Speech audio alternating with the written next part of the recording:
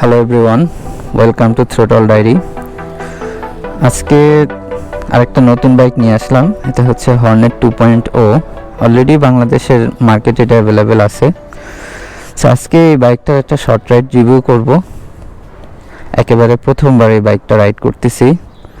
So ধরে নিতে পারেন কমপ্লিটলি নিউ রাইডার, সেইভাবে দেখব বাইকটা কেমন।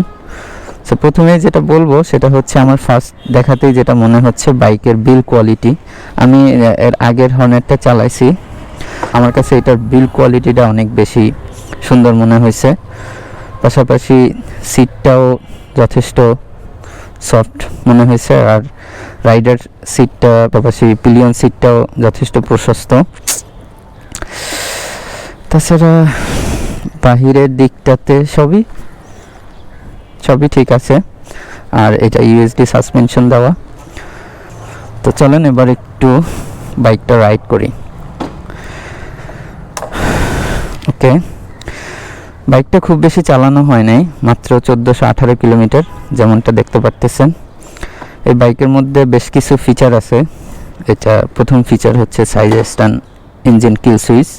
এটা খুবই ভালো একটা ফিচার, বিশেষ করে নতুন রাইডার বা অনেকেই পুরাতন রাইডারেরও এই সমস্যাটা হয় যে স্ট্যান্ড ফালানো থাকে অবস্থায় আমরা টান দিই। সো এটা একটা ভালো। এটার লুকিং গ্লাসটাও যথেষ্ট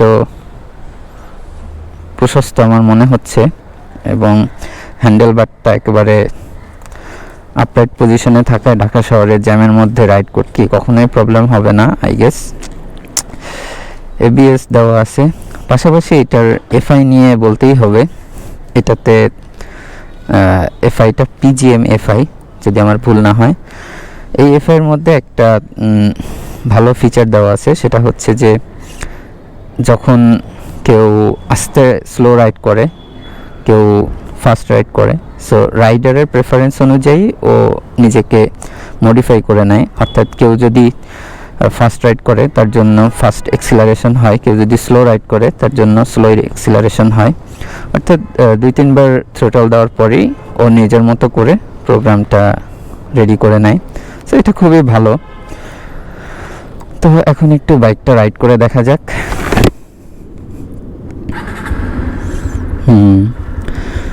বাইকটা স্টার্ট দেওয়ার পরে আমার মনে হচ্ছে বাইকের ইঞ্জিনটা বেশ পাওয়ারফুল, আর যেহেতু 184 সিসির বাইক অবশ্যই পাওয়ারফুল হবে, এবং থ্রোটল দেওয়ার সাথে সাথেই বোঝা যাচ্ছে একটা হায়ার সিসি বাইকের ফিল পাওয়া যায়।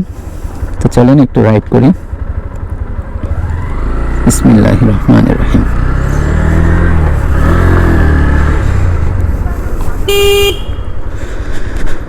হর্নটা একটু কম, হর্নটা চেঞ্জ করে নেওয়াটাই বাঞ্ছনীয়। হয়তো বা রাইডার যিনি তার জন্য এটাই পারফেক্ট।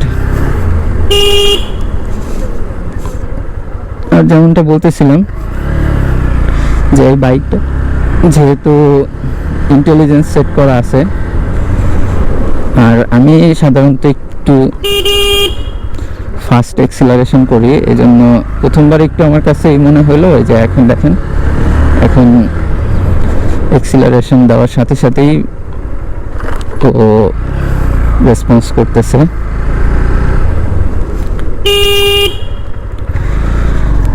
আর হর্নেটের কন্ট্রোলিং নিয়ে দ্বিতীয়বার বলার কিছু নাই। হর্নেটের কন্ট্রোলিং সবসময় বেটার আমার মতে। আর এইটার যে ক্লাচ এবং ব্রেক, ক্লাচটাও সফট, পাশাপাশি ব্রেকটাও খুবই রেসপন্সিভ। এবিএস তো আছেই, তার পাশাপাশি ব্রেক করার সাথে সাথেই বোঝা যাচ্ছে। অর্থাৎ ব্রেকিং যদি ভালো হয় তাহলে বাইকের কন্ট্রোলিংয়ে অনেক বেশি ইমপ্রুভ হয়। সো এটাও তাই, এটার ব্রেকিং এবং কন্ট্রোলিং দুইটার কম্বিনেশনে খুবই পারফেক্ট একটা বাইক। সেটা রাফ রাইড হোক, জেন্টল রাইড হোক, যে রাইডই আপনি চালান না কেন,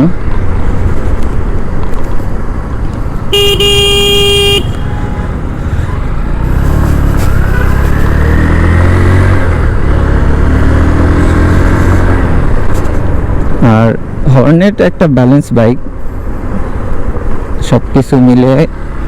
আর এই বাইকটা আরও বেশি হর্নেটের যে পপুলারিটি সেটা আরও বাড়ায় দিবে আমি মনে করি। এটার ফিচার, এটার ইঞ্জিনের পাওয়ার সব কিছু মিলে। সো আজকের ভিডিওটা এখানেই শেষ করতেছি।